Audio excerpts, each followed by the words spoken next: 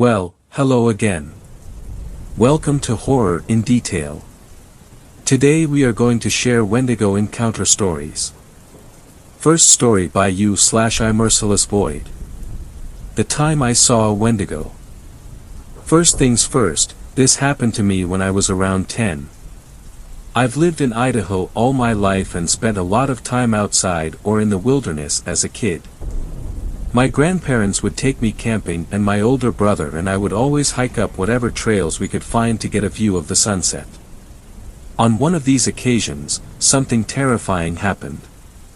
We were up at a campsite I only know as Warm River, the river there never freezes over, and my brother and I were on a regular evening hike. There was an old tunnel bored through the mountain at one part of the trail, probably an old train tunnel, and we were walking through it when I heard something I'll never forget. After walking through probably 2/3 of the way through the tunnel, I heard a terrible screech at the end we entered through. The screech wasn't like anything I've heard before. I've heard the screams of animals on dark and windy nights, I even think I've heard Bigfoot calls a few times, but never the metallic, grinding screech I heard that day. The point is, whatever the sound was, it did not sound natural in any capacity. I probably jumped 5 feet in the air when I heard it, and my brother shouted a few choice curses before shooing me quickly to the exit of the tunnel. At this point, my brother decided we should just continue walking and head back after whatever made the noise hopefully cleared out. We didn't have any firearms on us, so I was pretty upset. My brother reassured me we would be fine, and we made the walk back without incident. However, I didn't get any sleep that night. Whether it was the thing that screeched at us or just my imagination, I heard things moving around the campsite the whole night, as well as whispers echoing through the darkness outside the trailer. I woke my brother up a few times to check out what it was, but he refused each time, telling me that it was probably just other campers staying up late and enjoying themselves. The rest of the trip was pretty normal. We packed up the following day and my life continued as normal. I was disconcerted but chalked what happened up as a harmless event that I must have been exaggerating in retrospect. A few weeks later I went up to Pine Basin, an old ski lodge my family rented each year for family reunions. Here I would mess around with my cousins, our favorite activities being night games. We would play hide and seek, a game called Ghosts in the Graveyard, and other games like that. On one instance, I was chosen to be the seeker for a hide and seek game. Because I was one of the younger cousin, I got a flashlight as an advantage. Normally, all the younger cousins hid close to the lodge and the older cousins hid in the nearby trees or at the base of the nearby mountain. As I was searching near the bottom of the mountain, I heard a familiar whistle up the mountain a bit. We would always whistle as a hint at our locations. It sounded like someone was hiding way up near a tree known as the underwear tree, you can guess why, so I began trekking up toward the whistle. As I climbed closer, I got an uneasy feeling in my stomach. I continued on wearily, and convinced myself that I would be fine. I hated walking in the night alone, but figured whoever I find would walk me back to the lodge. As I neared the tree, I noticed that it was deathly silent. This alerted me that something was very wrong, because you could always hear the adults having fun back at the lodge. I was anxious to hurry back, so I called out, "I found you, Scott." I thought the whistle was my older cousins, "Come back down with me." I got no reply, but I wasn't planning on waiting. As I began walking back down the path, I heard a voice call, "You almost had me," so I ran back up to investigate. I flashed my light in the branches of the tree, and saw a monstrosity that was not my cousin. It looked like a poorly drawn stick figure made into a human with its emaciated figure and lifeless eyes. I remember its face looked like the skin on its head was being pulled from behind, it had torn and stretched features. As soon as I saw the creature I screamed, dropped the flashlight, and ran back to the lodge. The entire time I ran I was overcome by an overpowering smell and I could hear the thing running after me. As I approached the camp I saw a few people, my cousins, at the bottom of the mountain waiting for me. I was crying and shaking and they took me inside. I told my dad what happened, but my cousins all said they didn't see anything following me. The adults kept us inside for the night, and I kept hearing sounds drifting in from the mountains. I never played night games after that happened, and was always terrified that my cousins wouldn't listen to my warnings. Ever since that night I have always felt uneasy up in those mountains. I used to be really religious and figured it was a demon of some kind trying to kill me or something like that, but those mountains have never felt the same after that incident. A few years ago the game, Until Dawn, became really popular and I watched a walkthrough of it on YouTube. When the Wendigo first appeared in game, I got chills down my spine. It was exactly what I saw, and I did a ton of research on them. I figure someone must have gotten snowed in at that old lodge and resorted to cannibalism, but that doesn't explain what happened at Warm River. I still hear that screech from time to time. It never occurred to me until watching Until Dawn that they might be from the same thing, and it scares the hell out of me every time. I heard it earlier tonight, and that's why I decided to finally write my story down. Wish me luck. Second story. This story was shared by you/Dr. Wayscared. The Wendigo is near.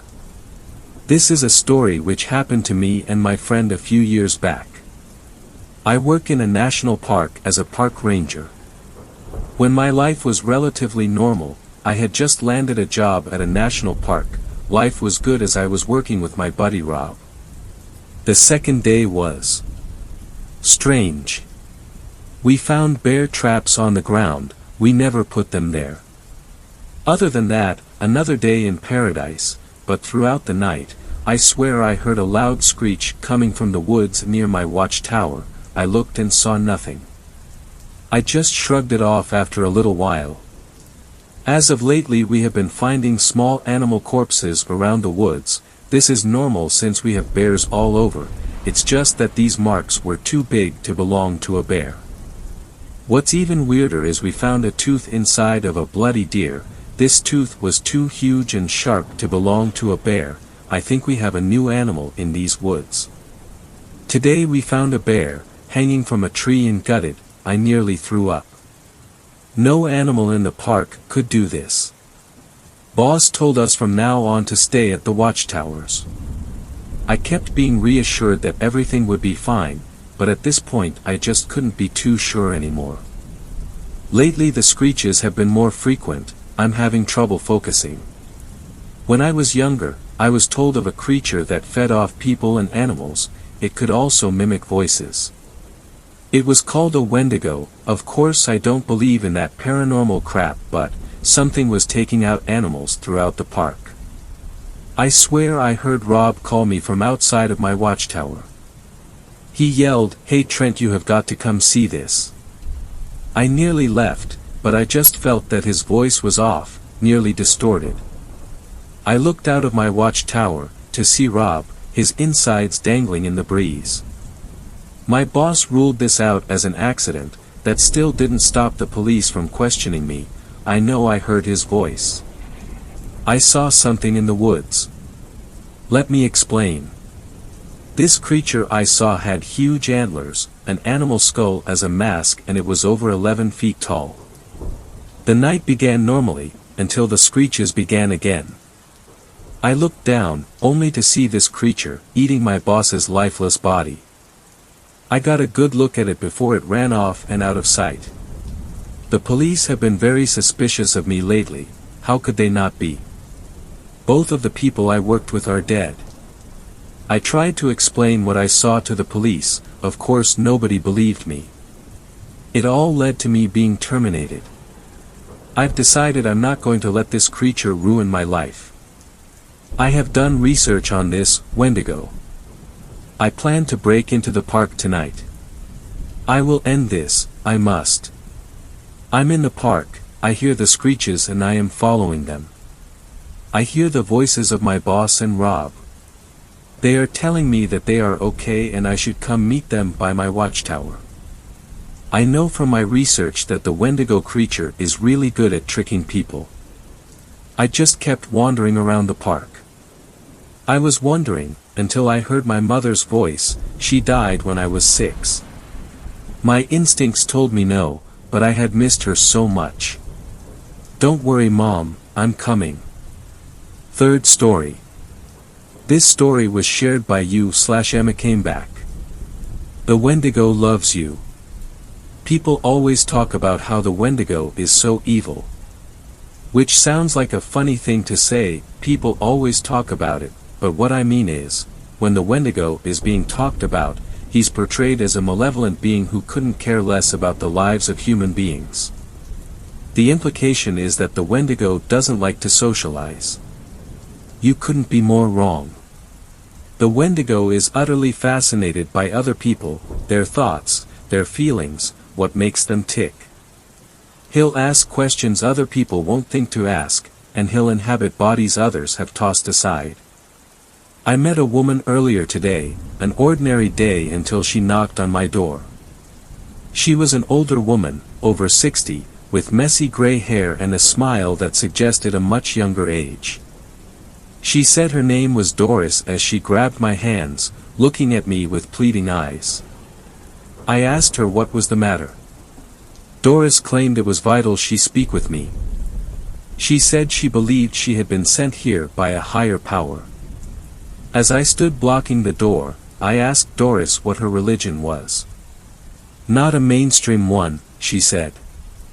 I won't preach to you about the afterlife or what it means to be a good person.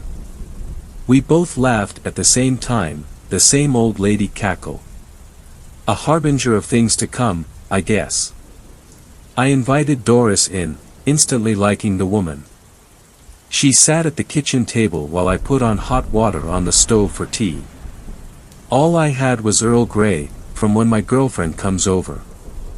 I reached into the shelf where we stored our tea and took out 2 bags of Earl Grey. Milano cookies too. Doris asked if I had a philosophy for my life, and I hesitated, clandestinely wiping some stray crumbs off the counter. I couldn't understand why, but I really cared what this woman thought of me. I don't know, I said. Live and let live, I guess. As long as no one is hurting me or my family. Doris nodded, an odd smile on her face. Her face seemed like it started to melt then, skin dripping like candle wax. Are you okay? I could hear the sound of my own voice, but it sounded far away as the question escaped my lips.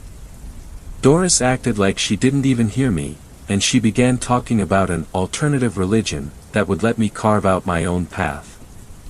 And even if I walked my own path, I didn't have to do so alone.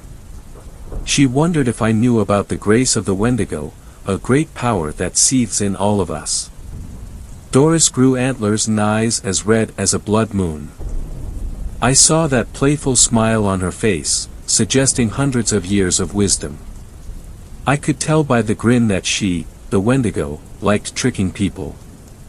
It was a gentle kind of deception, the kind that made you feel good. You laughed afterward when the joke finally clicked. I looked at her face. More melted skin fell from it and landed bubbling on the wooden table. I felt a little dizzy but pleasantly so. We talked some more, about philosophy, life, and religion.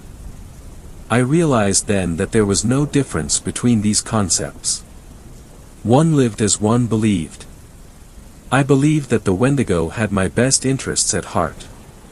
Its trickery amounted to harmless play, and if you think about it, that's how friendships are forged, through fire and the twisting of flesh for some conscious purpose. I felt such a deep connection as I stabbed her neck. I cried. I thought about how she had changed my life, opened up my mind to new possibilities. I enjoyed our conversations, which branched out into many, infinite conversations. It was though I had known Doris for years. A mentor that had faded away because of my omnipotent hand. The old woman became a husk, a skinless lump in the middle of the floor. Lit candles encircle her corpse, and I'm sipping Earl Grey tea in her honor. I'm sitting here, wearing the skin of Doris, my friend. Such a surreal feeling. If you don't believe me, try it out for yourself. But be warned. You'll never experience anything like it again. The immense spiritual pleasure dissipates eventually, but the lifeless wrapping remains. I never had a true friend until I met Doris. Now I'm watching the Wendigo devour her like a rabid dog. With each finger consumed, I'm losing my connection to her. All the neat things we talked about, gone like the wind. I'm hearing whispers, faint echoes that prove to me our conversations actually happened. The Wendigo is my friend now, even if it's from a distance.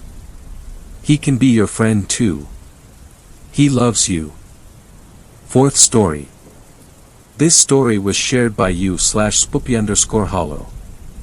Unidentifiable 10-foot tall creature spotted in Lebanon, Maine. My sister and I were driving to a haunted walk in Lebanon, Maine called Destination Haunt, and while in the town trying to find the place, we drove onto this really old dirt road called Lord Road from the east. At the time we turned onto the road it was day and the sun was out. As soon as we started driving down, the sky turned near black like night, as if the sun was setting and a fog engulfed the road. We quickly started joking about how this is like one of those wrong turn roads in those horror movies where a group of kids get lost in the woods and never leave. It added to the effect when we drove over an old wooden bridge suspended over a river. My sister acknowledged the narrowness of the road and asked how two cars could fit traveling in opposite directions. I joked, well, no one ever leaves this place. In Maine all you see are fields of trees for hundreds of miles at a time. But the trees on this road looked unusually different. They were all collectively old and had the color sucked out of them, their branches and bases curved in usually zigzag patterns, unlike conventional trees that grow in a pattern to get the most sunlight. I drove a few miles until I had enough of the massive puddles and decided to call the place we were trying to find. They told me that their location was miles away on the west side of this road and to turn back because the east side was flooded and we should enter the west end entrance located on the other side of town instead. We turned around and saw a moose walking across the road, very normal in Maine, but right behind it was a 10-foot tall black as can be two-legged and unnaturally slim creature running unnaturally fast across the road. My sister screamed. It looked like Slender Man. Only it had huge black jagged horns and had no apparent bodily features or shape to it. It looked like a 2D cut out of an unnatural human. When we drove by where he ran, we looked into the woods and saw it standing on two legs next to the moose. It leaned over in a hunchback manner and started walking around on all limbs, and there were others just like it emerging from the mist. We drove the hell out of there hoping my engine wouldn't seize from the huge ass puddles. But on our way back we saw two abandoned buildings with old cars from the 50s and 60s that rotted into the earth. Those houses were not there before when we originally drove down. The creepiest part was when we got back to the main road because the sun was almost set and the sky almost pitch black. When we pulled out of the road the sun reappeared, the sky readjusted to day as if nothing ever happened. Later that night I looked at Google Maps and the road was completely different on there, filled with things that wasn't there when we driving, and all the houses looked new. After telling a few people about it, someone told me that Lebanon, Maine is known to have a lot of strange paranormal stuff happen and that there is even a self-proclaimed witch fortune teller who lives there. Has anyone here experienced something like this? Fifth story. This story was shared by you/Sugavin. There is something unexplainable in the forests of Oklahoma. The United States is, no doubt, a diverse land of many different forms of life. From the fierce grizzly bears in the mountains of Alaska, to the stealthy alligators in the swamps of Florida. Wherever you may be, there is always something unique about your state. That is until you get to Oklahoma. You see, Oklahoma is without a doubt one of the most boring places, maybe, ever. Having lived here for 18 years, I'll be the first person to tell you that. Sure, there are large cities, just like any other civilization. However, they are spread out over tens, even hundreds of miles apart. What you are left with in between those cities is what some refer to as the sticks, or the boondocks, or the country, whatever you choose to call it, and that is where I'm from. In the sticks it consists of four main elements: lots of trees, lots of crops, lots of wildlife, and the occasional Walmart or Dollar General. Since there is not a lot to do out here, that is where most Oklahoma residents take up the pastime of hunting, and that is where my story begins. It was a cold November night, right in the heart of deer season. I was laying in bed enjoying a video game I was playing, when there was a knock on my bedroom door. It opened, and my dad walked in. "Hey kid," he said. "Yes, Dad." "You haven't been hunting this season yet. Why don't you take my bow and I'll get you set up, and in the morning you can head out there, and go kill us something." Wow, he's really putting me on the spot here. I thought to myself. Yeah, sure, why not? I said to him. He told me to dress warm and to meet him outside by the front door in 10 minutes so we could walk out to the spot, so I would know where to go when it was time to leave tomorrow. We began our walk into the woods. With every step we took, I began to get a little bit more annoyed. Where are we going? I thought we were just gonna go behind the house. I didn't know we were gonna have to hike to the hunting spot. Damn, what was I thinking? I should have just said no. When we finally arrived at the hunting spot, we were more than a mile out into the wilderness behind my house. He finally stopped by a huge oak tree and pointed his flashlight at some cedar trees that were off to the side. "Do you see it?" he said.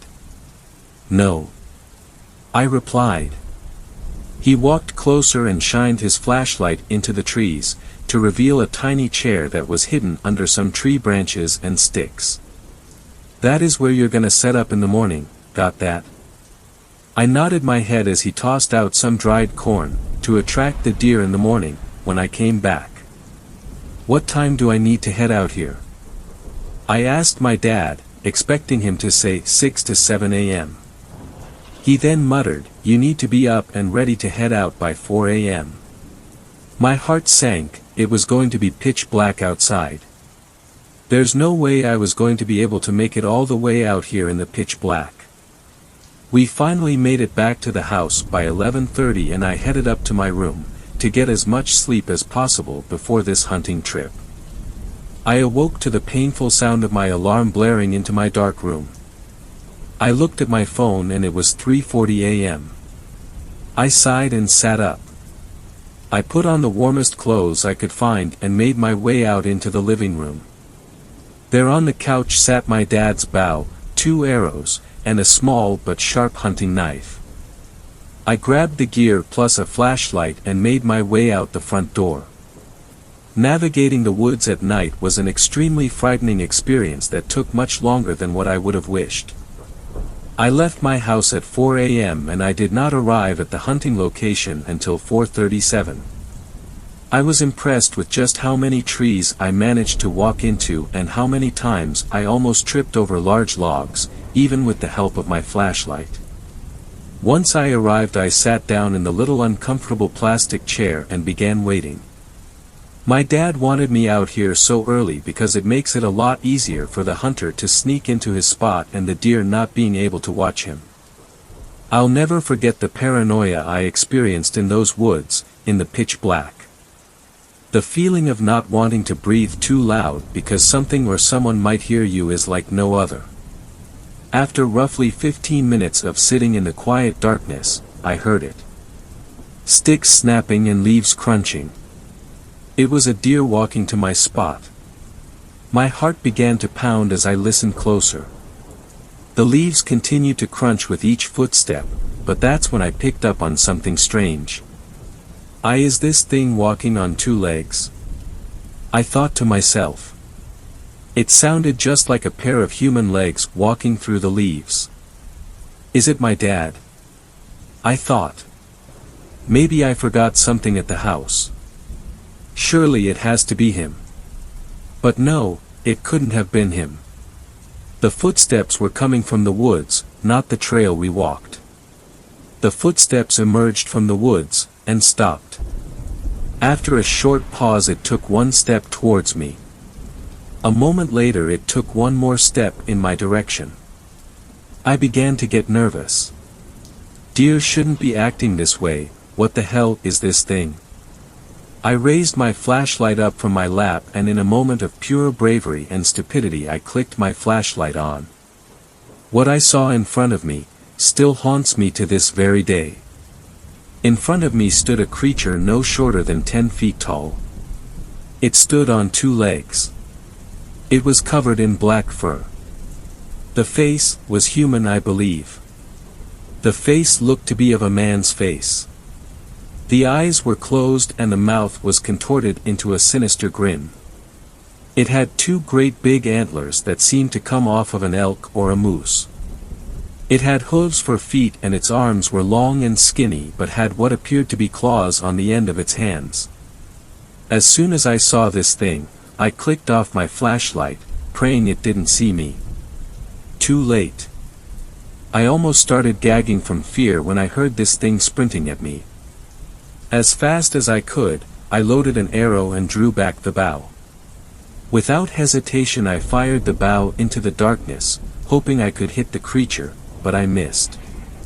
I heard the arrow whistle off into the woods before striking a tree.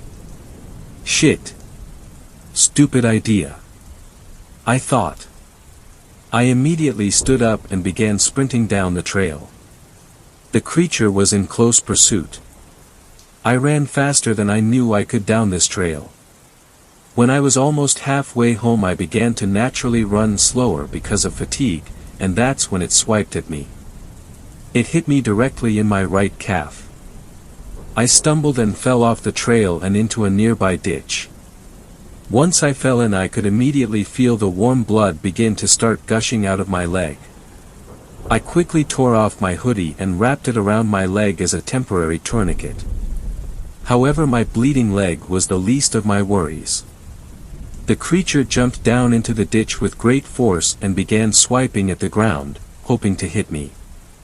Luckily the thing landed about 20 feet away from me, so I had some time to spare.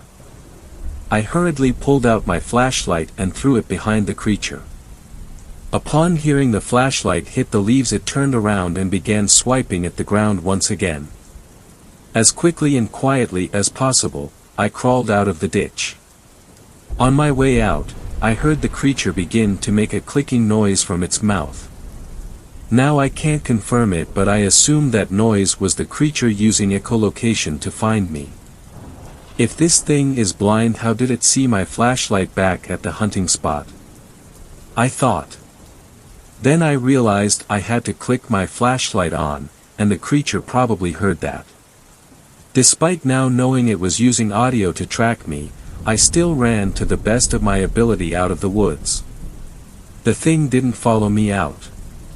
I made it home and crashed through my front door, bleeding all over the place. My parents took me to the ER to get stitched up. They asked me what happened and I told them what happened, but of course they didn't believe me. They assumed I fell while walking through the woods and tore open my leg somehow. And after a while I began to think the same thing. Maybe I was sleepwalking and fell, maybe I was hallucinating, who knows, is what I used to tell myself. I almost forgot about my experience until today. My dad went out hunting and was supposed to be back 3 hours ago. Me and my mother began to get worried. I walked out my front door. I planned on going to look for my dad, and that's when I heard it. Screaming. I don't know if it was my dad's or if it was just a wild animal, but we called the police anyway, and as I type this, I can hear a faint clicking out by the woods, and if I look hard enough, I think I can make out a human face, looking up at my window. Please, if you are ever in the forests of Oklahoma, be extra quiet. You never know who or what is going to hear you. Sixth story. This story was shared by you/Dark Night Tales. I used to be a park ranger in the Adirondacks. I think we're all in trouble. It was close to 3 in the afternoon when the knock came on the door to the ranger station. I was mildly surprised to hear it, given that it was early January in the foothills of the Adirondacks and the temperature was hovering at a balmy 12 degrees, with wind chills driving it into the negatives with frustrating frequency. The wind had been howling against the isolated station since before sunrise that morning, and I wondered if I was going to need to deal with any damage to my little abode after the storm blew through. I'd been monitoring the forecast and weather radar all day, and it looked like I was in for quite the blizzard by the time evening rolled around. It had been snowing most of the day already, but so far it hadn't been very heavy. I expected that to change by nightfall, however, which, in January, was only in another couple hours. I didn't usually keep the front door to the ranger station locked, since it wasn't uncommon for hikers and campers to make a pit stop on their way up the trail to the observation areas, either to log their camping site for the night or just in hopes of a nice hot cup of coffee before they continued on their hike. The door hadn't been latching correctly lately, though, and had the tendency to swing open when a strong gust caught it just right, so I'd been keeping it locked until I could repair it. The knocking was light, somehow hesitant and almost polite, if that makes any sense. It was so quiet that I almost didn't hear it over the whistling of the wind and creaking of the station. I'd been in the middle of composing an email request for a new generator, as mine had been acting up a bit lately, and had to pause my typing and listen intently to ensure I'd even heard it in the first place. When it came again, only a bit louder, I pushed back from my desk and took another sip from my steaming mug before walking over and opening the door. Outside stood 5 people, 3 men and 2 women, all dressed in what looked like expensive and very new cold weather coats and snow pants, all looking very similar except for the various bright colors and all bearing the familiar North Face logo. Their anxious faces peeked out from within their drawn and cinched hoods, and I had to suppress a grin. They looked dressed to climb Everest, not hike the lower trails of the Adirondacks. Tourists.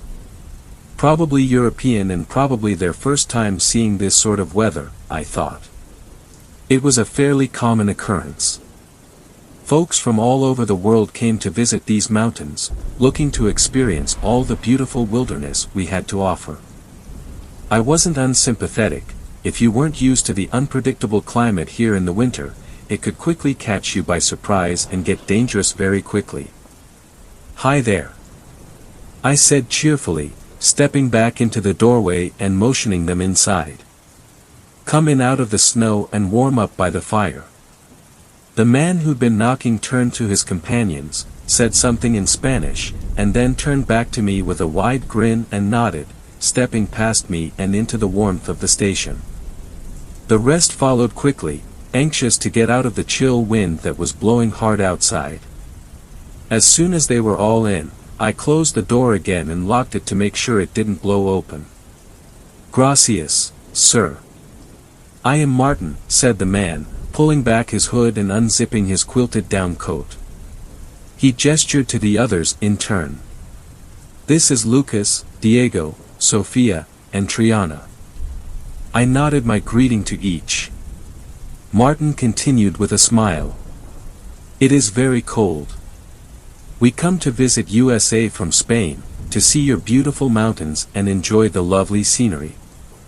His accent was very heavy, but his English was far better than my Spanish, so I didn't have much room to criticize. "But it seems a storm is coming and we fear there will be too much snow." "Unfortunately, we are not so prepared for that." I nodded, patting him on the shoulder as I moved past him and opened the door leading to the shelter room, reaching in and turning on the lights. "That's certainly true, my friend. I'm afraid we're in for a bit of a blizzard this evening." "Bad time for a winter stroll through the mountains," I said. "Fortunately, we happen to have enough space for you and your friends to make yourself at home and wait out the storm. My name is Jackson Turner, Ranger. There's coffee over there on the table, and bunks and a comfortable sitting area in here." When the group just stared at me blankly for a moment, I got the feeling I'd lost most of them somewhere along the way. Instead, I just offered the friendliest smile I had and gestured to the room. At that, they all grinned and nodded their thanks as they quickly shuffled past me, dropping their packs on various bunks and beginning to remove their cold weather gear. I made sure they all got something hot to drink and that they understood they were welcome to stay until the weather had cleared before returning to my desk. They all seemed very pleasant and grateful for my assistance, and they drifted from my thoughts as I continued my administrative work.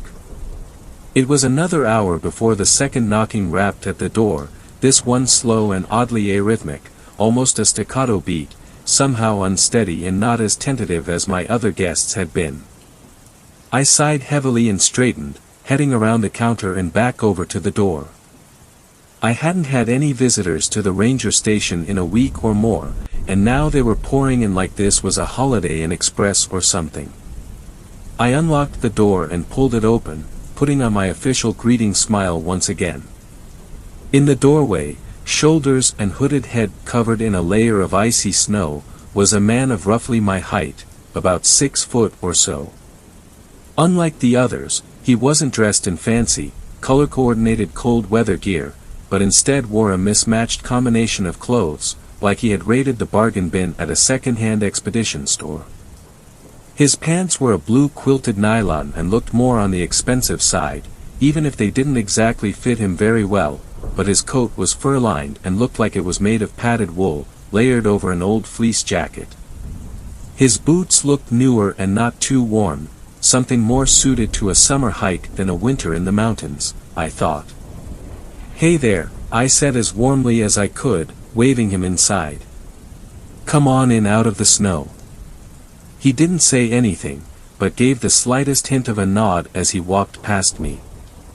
The strong scent of musky body odor followed him, and I wondered if he was one of those reclusive hermits that I'd heard rumors of, living out here all by himself in some makeshift shack.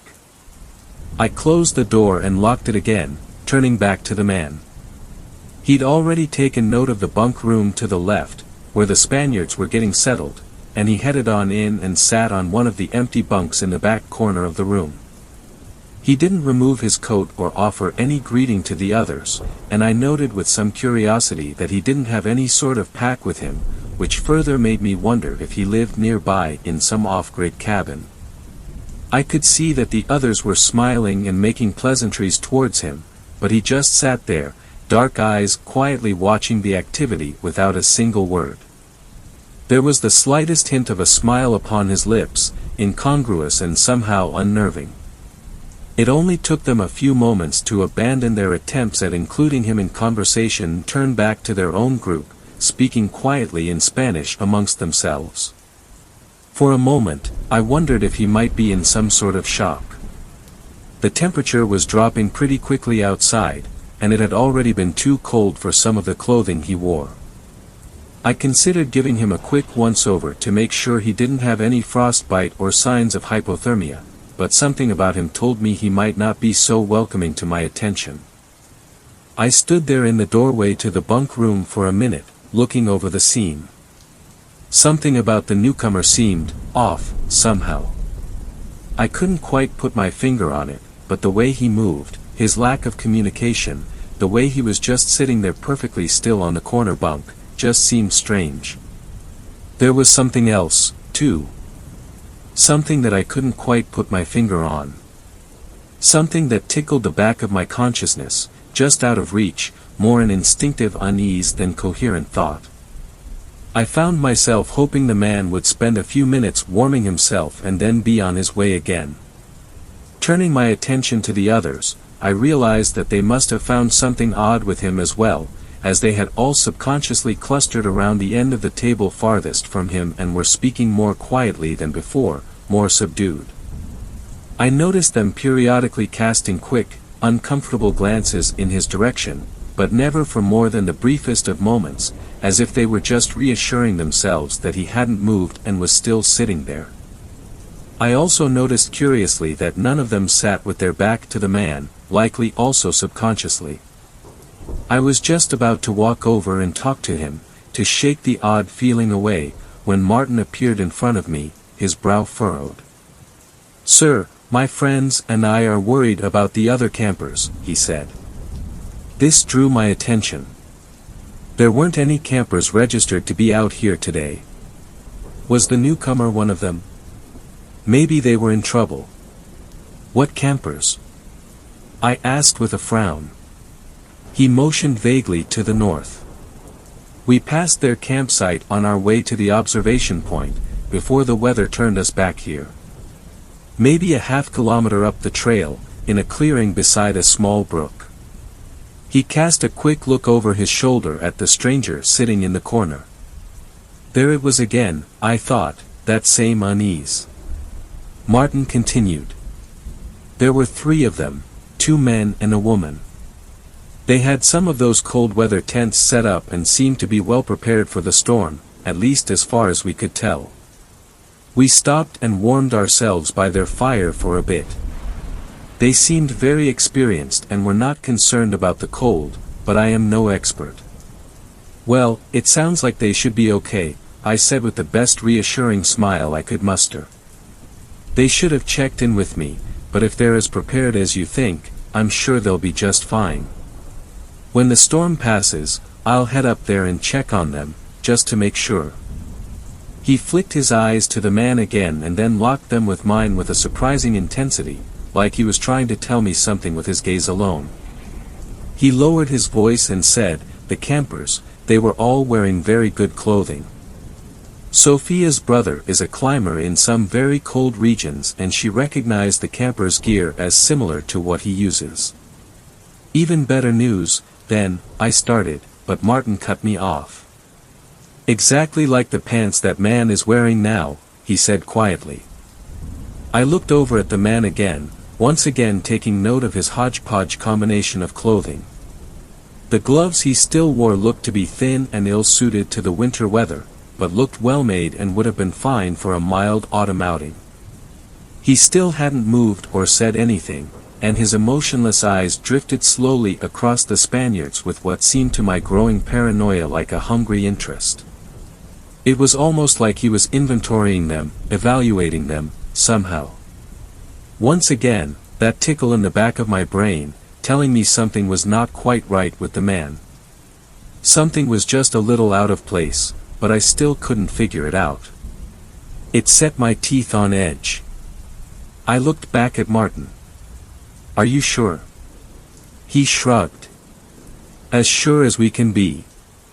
Sophia says she is certain, but the rest of us do not have the experience to recognize these details as well as her. Was this man with them? I asked, but I already knew the answer. Martin shook his head. No.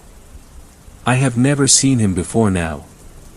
He leaned in a little closer and lowered his voice. This man, there is something, he said, trailing off, unable to find the right words. I nodded. I know. I feel it, too. I walked back to my desk and opened a drawer, retrieving the holstered handgun and attaching it to my belt. The spare magazine went into my pocket, and I grabbed my heavy jacket from a nearby hook and pulled my fur-lined hat over my ears. Martin followed me, watching with interest. I looked over his shoulder, making sure we were out of sight and earshot of the bunk room. I'm going to check on the camp. Have you ever handled a shotgun? I asked. He nodded. I hunt pheasant with my cousins every year. I am a very good shot. Good, I said. That doorway beside my desk is my room. Right inside you'll find a 12-gauge pump, loaded but not chambered. If you need it. He just gave a silent duck of his head. I should be back within the hour. I know the place you're talking about. Keep him here until I return, but don't do anything if you don't have to, I said, closing my coat and making sure the zippered slit covering my holster was open and accessible. Be careful, Jackson Turner. I feel some darkness in the air. I just gave a tight-lipped nod before opening the door and stepping out into the wind. The icy chill hit me immediately, cutting through my heavy pants and finding its way through every little opening in my clothing. The wind out here was a constant buffeting and howled in my ears. The snow along the trail was only a little over ankle deep, but tugged at my boots with every step, slowing my progress. The area that Martin had described was one of the few marked campsites along this area of the trail, and though it wasn't strictly required for campers to check in before setting up, it was highly encouraged. This deep in the woods, 20 miles away from the nearest town, the only real lifeline that anyone had were the rangers. If anything went wrong out here, the fact that you registered with the local ranger station may very well mean the difference between life and death. That didn't mean that everyone followed that rule, though. Most of the time, it was new campers, those folks lacking some of the wisdom of experience, that didn't know or didn't think it necessary to check in before setting camp. Sometimes, it was the opposite. Some highly experienced outdoors folks felt that there was no need, that they could handle anything that came their way. Either way, as I followed that northern trail, a growing unease began to color my steps. I felt the tight grip of anxiousness tickling my every breath. I didn't know what I was going to find. If I was lucky, I'd find 3 cold weather, double-wall, silicone nylon tents, with their occupants snuggled warmly and safely within. If that was the case, I'd just check on them and turn back to my station, hopefully before the worst of the storm began in earnest. If not, well, I'd have to figure that out when it came. Asterisk. A half hour later, I reached the campsite. Or, at least, what was left of it. The remains of what were obviously 3 high-quality winter tents were positioned compactly around a central fire pit, their bright red material shredded and torn and flapping violently in the fierce wind, looking very much like a lunatic array of flags in the heart of a hurricane. I pulled the ears of my hat lower, adjusting the chinstrap tighter. "Hello," I shouted, straining to make my voice carry above the wind. Even with all my force, it still sounded pathetically impotent in the roar of the coming storm. "Is anyone here?" I waited a long moment, but could hear nothing but the rush of wind and the whip-like snapping of the nylon fabric. The campsite had all the hallmarks of a bear attack, except I hadn't seen a bear in months, and we'd never had a bear attack in this area that I'd ever heard of. It wasn't like the forests out west, we didn't have brown bears here. Black bears, yeah, but they were smaller and nowhere near as aggressive as big browns. Sure, they could be dangerous, especially if startled or threatened, but they didn't actively hunt humans. I took a few more steps forward into the campsite, drawing the Sig Sauer 10mm and holding it at low ready as I performed a quick visual of the tents. Nothing. No signs of bodies, blood, a struggle, anything at all. Just destroyed tents that could have been abandoned by the campers when the wind started getting bad and the fabric started to fail. And then it caught my eye. A flash of dark gray, partially hidden by the snow between 2 of the tents. Another 10 minutes of snowfall and I'd have never seen it. Moving closer, I towed the frozen bundle of cloth, overturning it before picking it up with my free hand, keeping the Sig at the ready. It was a pair of thick winter pants, old and torn and covered in dark red-brown stains that looked too fresh for my comfort. They were fur-lined and looked to be woolen. As soon as I lifted them free of the snow, the wind blew a familiar musky smell into my face, and I dropped them in revulsion. Another 2 feet beyond, the hint of blue in the white drift drew my attention, and I cautiously approached. I recognized the puffy material of a cold-weather jacket, and when I reached out to expose more of it, I staggered backwards in shock, realizing suddenly that I was looking at a crudely dismembered arm, still wrapped snugly in its warm jacket sleeve. I cursed aloud and stumbled backwards, tripping over the stones surrounding the fire pit and falling hard on my ass, eyes wide and not even registering the pain of my tailbone meeting the frozen ground. I sat there, hyperventilating, for what felt like minutes, long enough that the frigid chill was settling into my legs and backside from where I sat dumbly in the snow, eyes wide and breath ragged. It was only when my arms began to shake that I realized I was gripping the handgun as tightly as I could, aimed insanely at the gray mass of frozen trousers on the ground before me as if they were going to suddenly spring to life and attack. "Shit," was all I could think to say as rationality suddenly returned, clearing the pulsating red spots from my vision and slamming my thoughts back to the present jarringly. The pounding in my ears began to lessen, replaced once again with the unrelenting wail of the wind. I leapt to my feet and started running back along the trail, back to my station, where Martin and Lucas and Diego and Sophia and the other girl, whose name I couldn't remember, sheltered from the coming storm with. With what? Was he some sort of psycho serial killer, stalking the lonely hiking trails of upstate New York? That didn't make any sense. I'd been here for 3 years and never heard of anything like this. As I ran clumsily through the snow, which was now halfway up my shin, I thought back to those gray pants, discarded in the campsite. They had been shredded, not just torn and ripped from age and wear. It had been something violent that caused the damage, and the blood stains seemed to lend credence to that theory.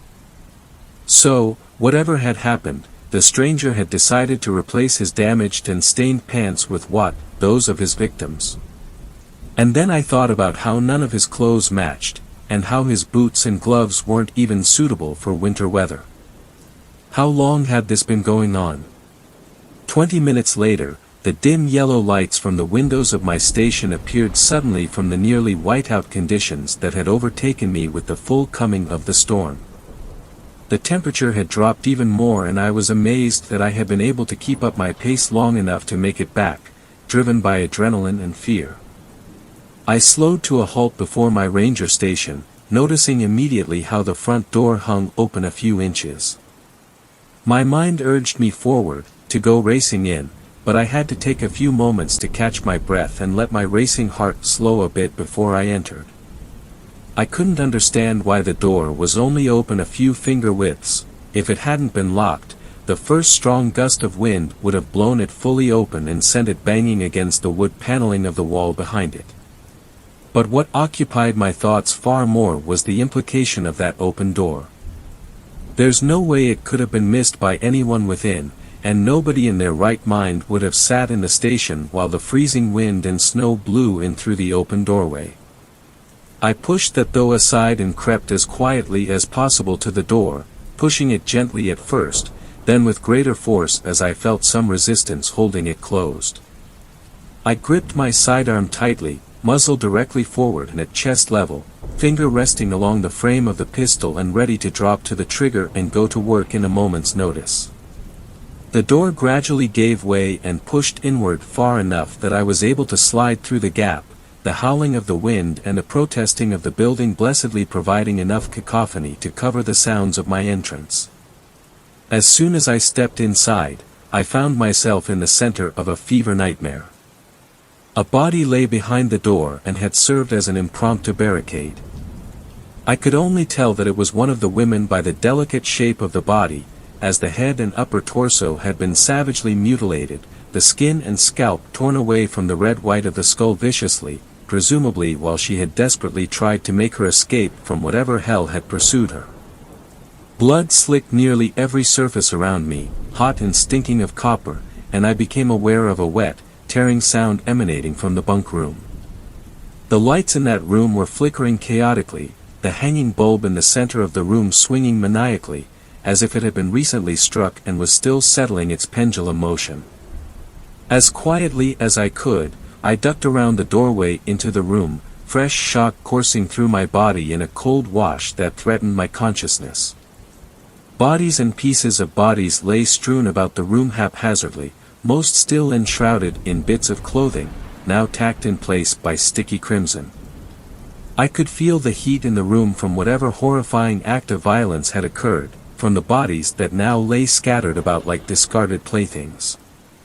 At my feet, I noted a handful of empty shotgun shells, where they had fallen and been arrested by the viscous gore that painted the wooden floorboards. The shotgun lay nearby, chamber open and magazine tube empty, only inches away from the barely recognizable remains of the man I'd known as Martin. Terrible slashes and wounds covered his ravaged corpse, looking as if he'd been thrown into a shredder. His limbs were outstretched and only attached by the yellowish tendons and pink muscles which now lay open and exposed. My eyes were drawn at that moment to the source of the sounds I'd heard before, and I saw the crouched form of the stranger straddling one of the bodies, Lucas, I think, by the bright yellow of his North Face jacket. I watched in horror as the stranger dipped his head again and again, jerking it savagely each time it came away, as if tearing away more bits of meat with each movement. I noticed then that the stranger's hands had somehow grown, elongated, and taken on a shiny chitinous appearance that left the fingers as jagged and gore-encrusted claws. After only a moment's shocked hesitation, my reflexes took over and I snapped the muzzle of my handgun up and squeezed the trigger. I know that the thunderous blasts of the 10mm must have been deafening, but I barely registered it as I watched blackened holes appear in the thing's back. It threw its head back in what I can only hope was pain and cried out in a shrieking screech that drowned out all else. I squeezed the trigger again, and another bullet punched its way through the horrifying thing. Suddenly, almost faster than I could track, the stranger exploded up from where it had been feasting and lit upon the wall, its terrible claws sinking into the wood and holding it in place as it turned its head 180 degrees to face me. The eyes had turned completely black and grown to the size of golf balls, and the jaw looked almost to have disjointed from its skull, the skin at the corners of its mouth drawn back in a hideous grin that stretched nearly from ear to ear, exposing a mouth full of shark-like triangular teeth, now stained bright red. It tensed, and an instant later it had leapt to the next wall, gripping the exposed wood like some monstrous insect, eyes fixed upon me. Before it could make another move, I fired again and again and again, my panic-induced attack miraculously finding purchase more often than not as empty brass cases ejected against the doorframe next to me, ringing out like death bells. Then there was a long moment of silent stillness in the room, and its black eyes were fixed on me, still unnervingly cold and alien. I tensed, waiting for the thing to pounce towards me, but it was clear I'd heard it. I don't know how badly, but black ichor dripped from the half-dozen wounds punched by my hollow points, and I thought I heard a sickly rattling in its slow, deep breaths. With a final ear-splitting, otherworldly shriek, it leapt again, this time away from me and through the window at the rear of the room. The glass shattered outward, and then it was over. I stood alone in this charnel house, left only with the remains of the 5 Spanish tourists and the disconcerting awareness that the slide of my handgun was locked back, smoke lazily drifting from the barrel and the magazine now empty. Asterisk. That was almost a year ago, and I've since transferred from field operations to an administrative position within the Park Service. My office is located in the middle of a city, surrounded by people and without a lonely forest or dark wilderness in sight. After the investigation died down and the deaths were ruled as animal predation, I tried to return to my posting, but I just couldn't do it. They tore down the old station and built a new one closer to the trailhead, and I thought I could get past it, but I kept seeing that stranger, that creature, every time I closed my eyes. A few times in the dark stillness of the night, I thought I could hear that banshee wail echoing in the distance. Once or twice, I think I heard more than one. I slept with my handgun on the nightstand and the shotgun propped next to my bed, and kept the doors locked at all times. I couldn't shake the feeling that it was still out there. Maybe searching for me. Maybe it needed to make sure that I wasn't able to tell anyone about it. You see, in the time since that horrible night, I've scoured the internet for any possible explanation for what I saw. I consulted any self-proclaimed cryptozoologist or paranormal investigator that would speak to me, but nobody had any rational explanations beyond fairy tales and urban legends, and invariably I was left with as many questions as I started with. And then I tripped across an article one day that changed everything for me. It was a piece written about something called the uncanny valley, an idea put forth by some Japanese roboticist back in the 70s. At first, I almost passed it over, since it seemed mostly to relate to robots and computer graphics and how people feel increasingly uncomfortable the more realistically human they appear. But then I read a theory about why people may react this way and how it may be an evolutionary artifact left over in the dark corners of our reptilian brains. About how, at some point in our distant shared racial history, there may have actually been predators that looked almost human. They may have appeared so close to our ancestors that they were able to blend in with us almost perfectly. According to the theory, primitive humans may have developed a keen sense of facial recognition as a survival mechanism. This may have been passed down through genetic memories, fading just a little with each generation until today, where it existed as little more than an instinctive warning when we looked at someone who wasn't quite right. Someone who seemed almost normal, but perhaps with the slightest of imperfections that made them seem just a little wrong. Someone that our instincts told us didn't belong, someone who wasn't really one of us at all.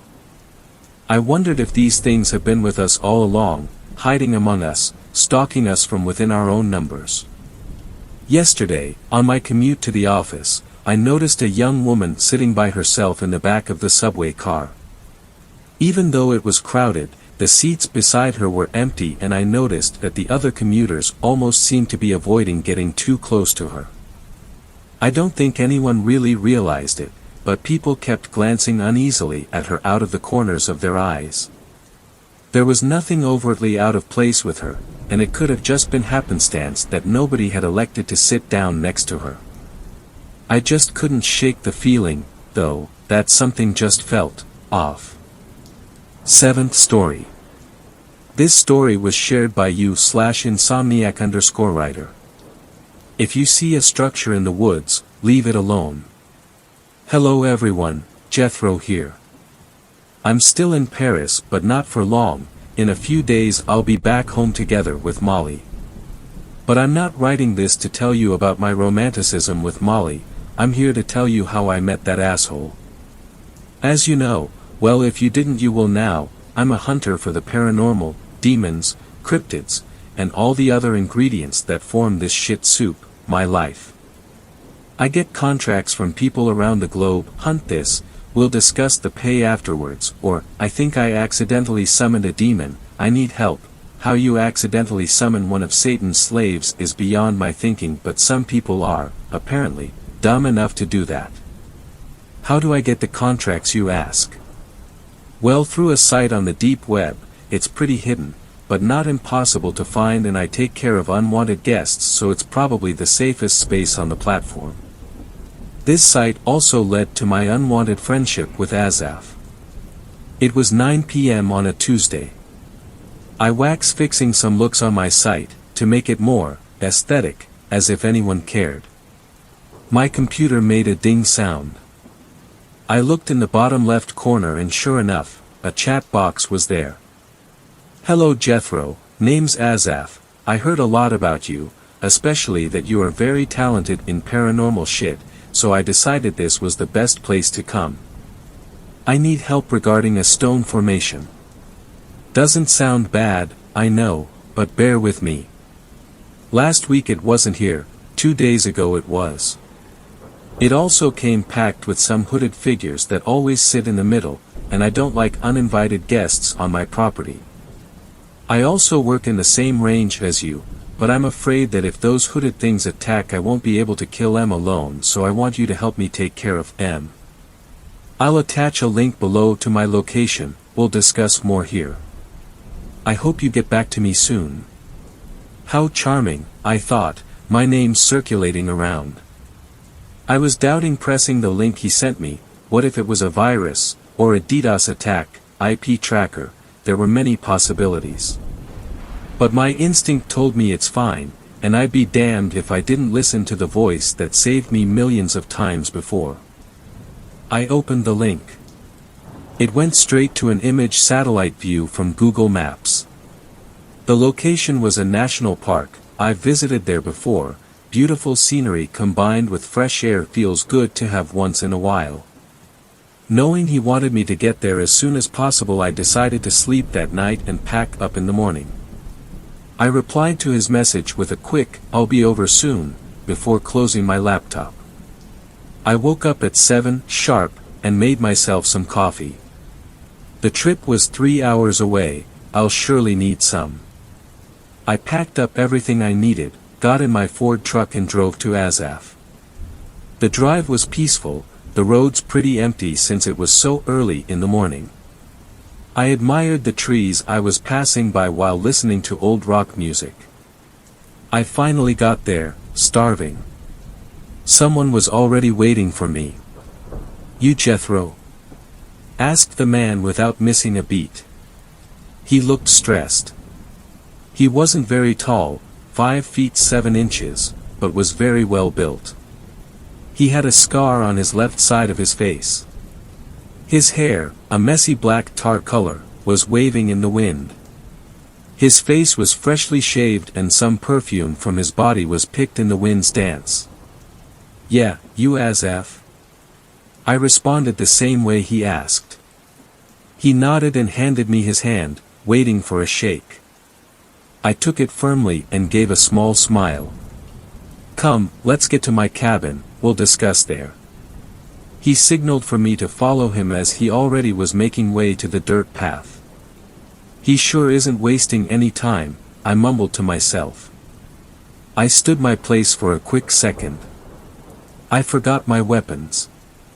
I ran to the back side of my car, grabbed my bags and decided to take out my revolver, just in case.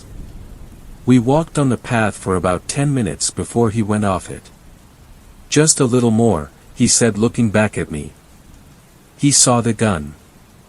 We reached a small wooden cabin that seemed so out of place, in the middle of the tall bark trees. Next to the cabin were some cut logs, held in place by thick, weathered ropes. We went inside. A fireplace was dimly burning some wood, next to it more, small cut logs, laid waiting for their demise. It was cozy. There was also a bookshelf, full of books, mostly classic and old, but there were some new ones, next to it a couch. Perfect length from the fireplace to keep you warm but also not burn you. On the left side was a bed where, I guessed, Azaf slept. The bed was made from more logs, refined and oiled so they looked shiny and fine. "You want a drink?" asked Azaf before pulling out a half-empty bottle of scotch. "Too early for me," I replied, kindly denying his offer, "but I'm starving if you have some food." "Oh sure," he replied, going to the freezer and pulling out some frozen, round pre-cooked beef. He placed 2 pieces on a porcelain plate, setting it next to the fire. "While those warm up, let's talk about the situation," suggested Azaf with a warm and kind tone. For a man doing my job he sure was cheerful. "Tell me about it," I said, agreeing with what he said. "Well, I was chilling in my cabin early morning about a week or so ago. I have a few morning folks who like to take walks through here. It's safe and the morning fresh air makes for a good waker. I got a knock to my door, followed by 2 more. It was one of the men who walks here. I welcomed him in, asking what's up. He told me that the stone formation I built was pretty damn good and just wanted to come congratulate me. I looked at him with an eyebrow raised before asking Dash. He stopped his tail before getting up, going to the beef. It was warm now. He placed the 2 beef on 2 round buns that already had cheese on them and handed them to me. "Hamburgers, neat," I thought while starting to chomp down on them like a hungry dog. I was a hungry dog. He continued, while sipping his scotch from time to time, keeping his red lips moist. Like I was saying, I asked him about the stone formations he was talking about since I knew well I didn't build any, neither was I a sleepwalker architect. He looked at me, confused, before telling me to come with him. We walked for about half an hour before reaching them. Sure enough, tall stone pillars, like the Stonehenge formation, stood in the woods, rising up from the ground, looking like they were always there. I was even more confused now, wondering how they appeared there. He chuckled proudly at the fact that he was right and I was wrong, but my stomach started to turn for some reason. Something was wrong about them. Where they stood nothing got close, no animals, no vegetation, it was just the ground's forest circling this weird structure. I got closer to it. My knees felt melty, I barely could walk. My hands were floppy, it somehow weakened me. I went back to the folk as fast as I could and told him to get out of here. His proud expression turned to fear. He knew I was serious when I started yelling. He went home and I closed the park following the next second. Ever since then I kept an eye on them. Sometimes I hear mumbling, like someone singing some type of song, but the noise comes from seemingly thin air. I decided to reach out to you when the hoods first appeared. He finished the story as I finished my food. It was good. I stared to the floor, my mind trying to figure out what was going on from what he told me. I finally got an idea. Do the hoods appear only during the night? Yeah. Alright then, can we go to the formation now? I asked him. His eyes changed, a worry look was written in them, but he agreed nonetheless. Sure, just don't get too close. I know what I'm doing, don't worry. I told him with a chuckle. He was dead serious, my chuckle slowly dying in his piercing stare. We walked for 30 minutes, as he said, before we reached them. I stared at them for a second before being interrupted by Azaf. What do you think? The same look of concern plastered on his face. I can't tell much if I don't get close, also, you didn't mention the candles that are around the middle of this thing. What candles? He said before looking closer, he indeed saw what I've seen, small red candles were placed tidy around the structure and around the middle. His face said it all. Can I get closer? I asked him, breaking his chain of thoughts. It's your funeral. He said. Grim way of saying yes, I thought. As I got closer I felt everything slow down. Air, motion, sounds. Indeed, it was weakening me, not enough to kneel me down but enough to slow me. It was like gravity got heavier. I got to the middle of it and looked around the stone pillars. They looked like polished stone, no cracks, no signs of being weathered. On their sides were symbols going from top to the bottom. Only once have I seen them. They were demonic symbols, their roles are, as you expected, to help summon hellish creatures or portals. Last time I saw one of these it didn't turn out exactly good. I turned back to go to Azaf but something stopped me. Leave while you can. Came a hushed and raspy whisper. It didn't sound like Azaf. I looked around, confused, for its source but all I found was the forest and the confused look of Azaf. What are you looking for? Something whispered to me. I told him signaling him to be quiet. He didn't speak for a second but when he saw I couldn't find anything he said, quietly, do you remember the sounds without a source? I did remember, and it wasn't a good sign.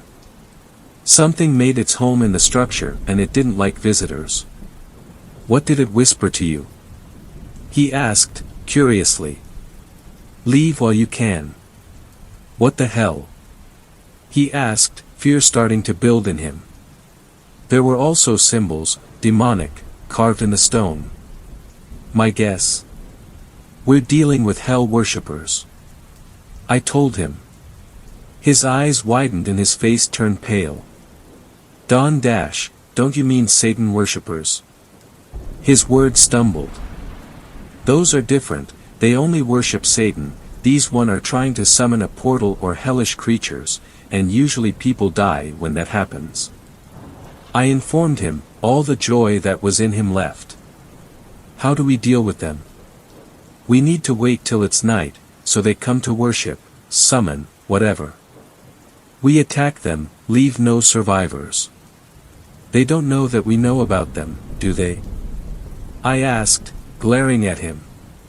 Nah man, I've been looking at them from a distance. He responded without missing a beat.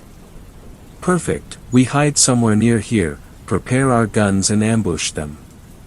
Sounds like a plan. He reassured me. For how scared he seemed, he sure as hell was brave. Night came quickly upon us, but we were ready. Out of nowhere they came. They were 5, hoods up, covering their facial features.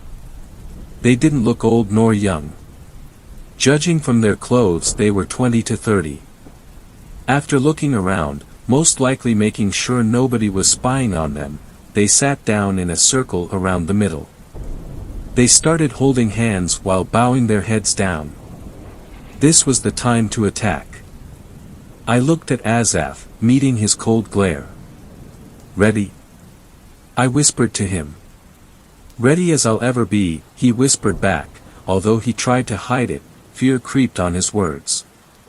We got up, tiptoeing closer until we had a clear view of our targets. All hell broke loose. Azaf blasted the head of one of the hooded things, making its limp body hit the ground with a thud. The others looked up at us. For the first time we saw their faces. They weren't human. Their faces were mutilated. Empty black voids looking at us, consuming our souls. Their faces were pale, no color could be seen on them. Their mouth opened sideways, rows of small, jagged teeth ready for flesh. Their ears were slit, with strange symbols marked on them like they were marked on the rest of their face. What the hell are these things, man? Shouted Azaf at me, fear overwhelming him. I have as much of a fucking idea as you do. I yelled back, we need to stay calm, don't let them get through you. Harder than it sounds, he said, his voice now trembling. Was he about to cry? I wondered to myself. They hissed at us for a few seconds before attacking. They were fast, too fucking fast. They took advantage of the trees, climbing on them to pounce from above. I managed to shoot one in mid-air with my shotgun. Only 3 were left, Azaf managing to kill another one shortly. Although they were fast and damn fucking ugly, they weren't very resilient. Little did we know the worst is about to come. Before killing the last 2, one of them hissed at us again, this time it was intelligible. We told both of you to leave, now you'll burn in hell. The thing started laughing hysterically. The second one started saying some sort of chant. At first the words sounded normal, but as the chant went longer it got considerably faster. Its eyes turned into their sockets, now bleeding red liquid, as it started floating. Strange, visible, energy was circling him in an endless loop. Me and Azaf couldn't help but glare at the scene. We were mortified, frozen in place. Our bodies refusing to do anything. In the background the first creature kept repeating, yes. Yes. We're going home. We're going home. The creature was, now, around 10 feet from the ground while suddenly everything stopped. Sounds, movement, gravity, blood flow. The demon fell down, hitting the ground hard, bone cracking coming from its body. We expected it to be dead, it wasn't. A few seconds later some sort of portal opened. We could only see fire inside it. The sound that came from it was worse. Millions upon millions of tortured screams shrieked in a painful symphony. My ears were hurting. I looked at Azaf, he was trying to cover his ears too, but that didn't work. The sound was too strong. We were fucked unless we did something. We did the only thing we could do, shoot at the portal as much as we could. The bullets were landing but they were going inside. We remembered the two creatures. The first one was still laughing. I put a shot in its eyes. "Fuck you, asshole." Azaf was about to do the same to the second one, but it got up. It floated again, only now it was even less human than before. As it floated, arms thrown wide, in a T pose, it started blabbering something. Another fucking chant. I yelled, annoyed. I looked at Azaf. His gaze met mine. Something was wrong. The creature suddenly stopped, and when it did, Azaf shot at me, barely missing me. "What the fuck are you doing?" I roared, tears starting to form uncontrollably in my eyes. "You're going to die for your sins, you mortal pleb," yelled Azaf back. Then it clicked. The demon took control of Azaf's mind, making him try to kill me. I couldn't bring myself to shoot him for some reason. He was still a human inside. I needed to kill the creature. My task only got harder when from the portal 2 skinwalkers and 2 wendigos came. "Oh, give me a fucking break, will you?" I shouted at the creature. Deep down I really wanted it to give me a break. The thing only laughed at me, staring at me, its stare saying, "See you in hell, idiot." The demon went to the portal, closing it. It was me versus everything. I checked my ammo bag. Thank God I always bring more than I expect is needed. The wendigos pounced at the same time. Their smell of decay and death hitting my nose like a fire truck. I barely managed to dodge before the skinwalkers followed them. One of the walkers threw me to the ground. Luckily I had a tight grip on my shotgun. I shot 2 rounds in the ground while trying to aim at them. I managed to do it, and I shot one of the skinwalkers straight in its face, making it flop to the ground, its face turning to a fleshy and bloody mush. The others shrieked angrily. My friend snuck behind me, shooting at me. Motherfucker hit my shoulder, but luckily it wasn't with the shotgun he had. It was with his pistol. I don't know what he did to the shotgun. I squealed in pain, shoving him to the ground. "I'm not gonna kill you, asshole." I squeaked at him before I got thrown into a tree by a wendigo. My shotgun fell to the ground, but luckily I managed to flip my rifle from behind, fully auto-ing the wendigo's body. He fell on top of me. Its weight felt like crushing my bones. I finally managed to shove it away from me. I looked up, seeing the demon laughing while applauding. He was toying with me. This was a theater play to him. I shot at the demon, but he flew past the bullets, raising a finger up and moving it to the sides in a no motion. Azaf got up and shot at me, but my adrenaline and fear allowed me to use the wendigo carcass as a shield, throwing it on him after he stopped shooting. This would give me enough time to deal with the creatures. The skinwalker rushed at me like an angry bull. I just got away, making it hit a tree. The tree made a loud breaking sound, its leaves hushing from the shock. It hit the tree so hard it fell on him. The hellish creature looked back at me, hunger written all over its eyes. It shrieked loudly, trying to get the tree off, but it didn't have time as I got my revolver and emptying 6 silver bullets in his head. How the fuck am I alive? I mumbled to myself, trying to breathe. I managed to catch my breath. The wendigo sat still. The demon must have been controlling it as well. He wanted his show to go on a little longer. "Alright, you stupid asshole. Let's make a deal." I tried pleading to the demon through heavy breaths. Surprisingly, he looked interested in my words. A low growl came from his mouth. "Go on. If I manage to kill your last pet," I said, pointing to the wendigo, "you leave my friend alone," giving him back his mind. "After that, me and you will fight. If you win, you can have my soul. If I win, you die." He stared at me for a second, contemplating the offer. Do you think a mortal like you can kill me? Those silver bullets you have won't do much to me.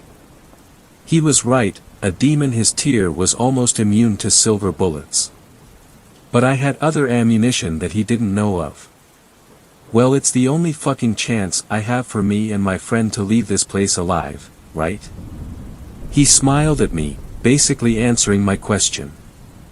Alright, you put a good show for me, so I'll give you this one chance. Thank God, I said to myself.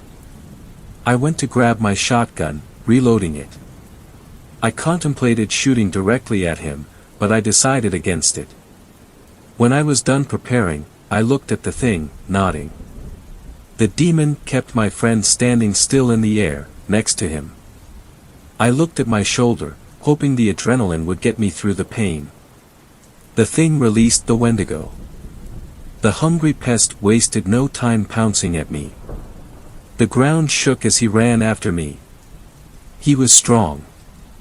I slid on the ground, him jumping over me. I turned back to him and shot 2 times. One hitting his chest and one missing. Come on, Jethro, concentrate. I mumbled. The demon was smiling, thinking I'm done for. Me and the creature started going in a circle, both of us waiting for one of us to make a move. The Wendigo fake charged at me, making me shoot again. The gun was made for close range and we were mid-range, so I missed. He charged again, for real this time, but I managed to dodge. Alright, you dirty bastard, if that's how you wanna play, that's how we'll play, I yelled at the thing, throwing my shotgun to the ground and grabbing my rifle. I didn't waste any more time, I was done playing games. I started blasting at it.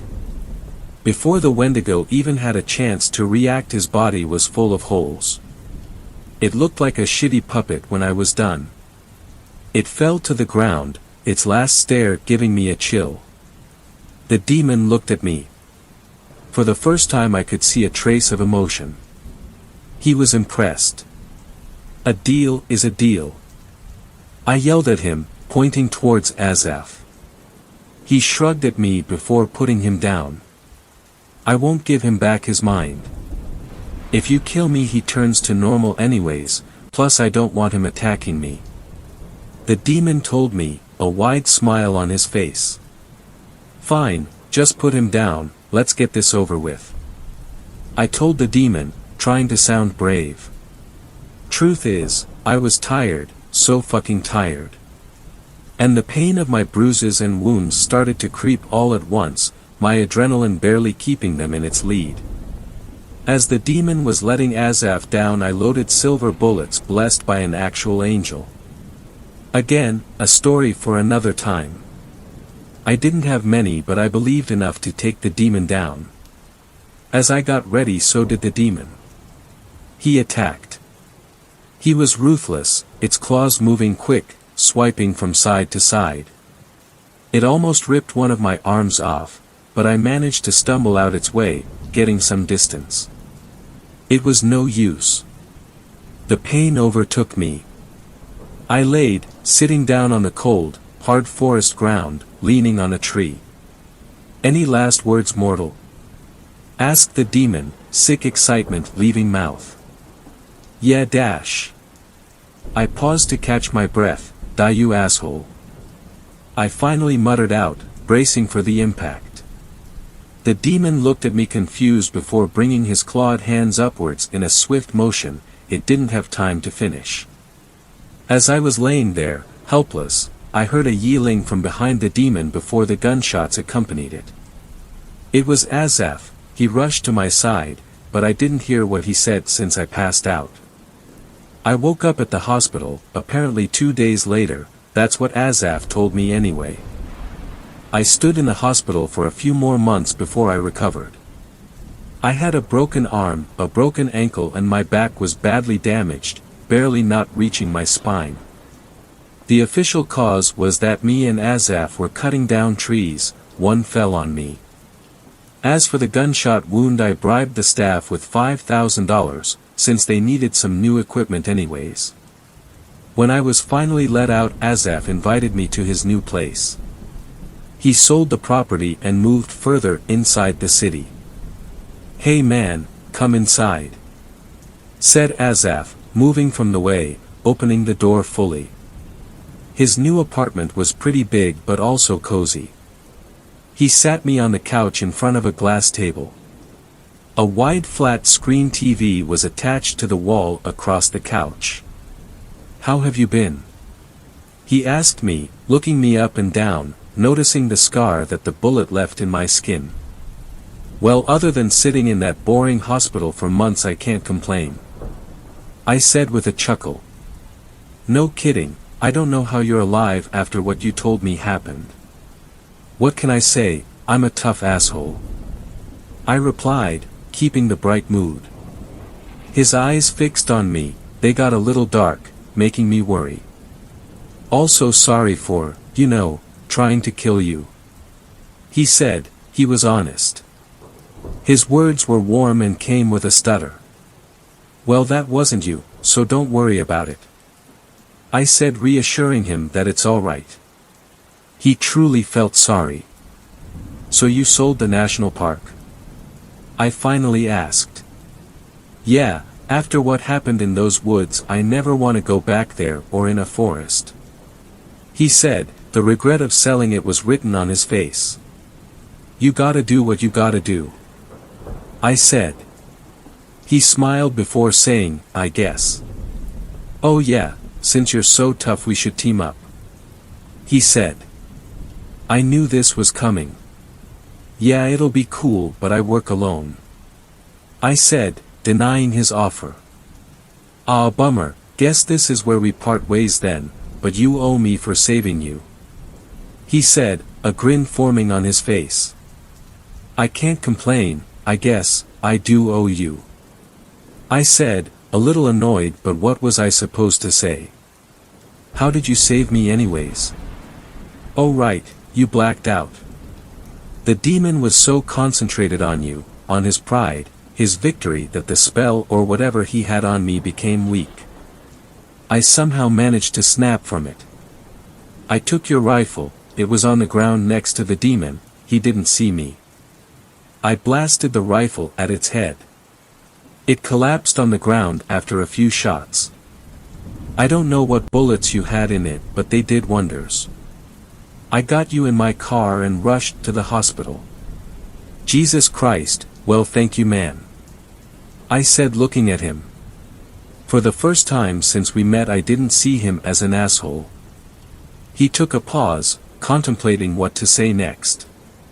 He finally spoke. "Great, well I'll contact you when I need your help," he said, walking with me to the door. "See you then," I said, exiting the apartment, heading home.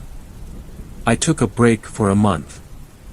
I still needed my mental health to come back, plus I didn't get much sleep in the hospital. Right when my month ended, Azaf contacted me about the house I told you about.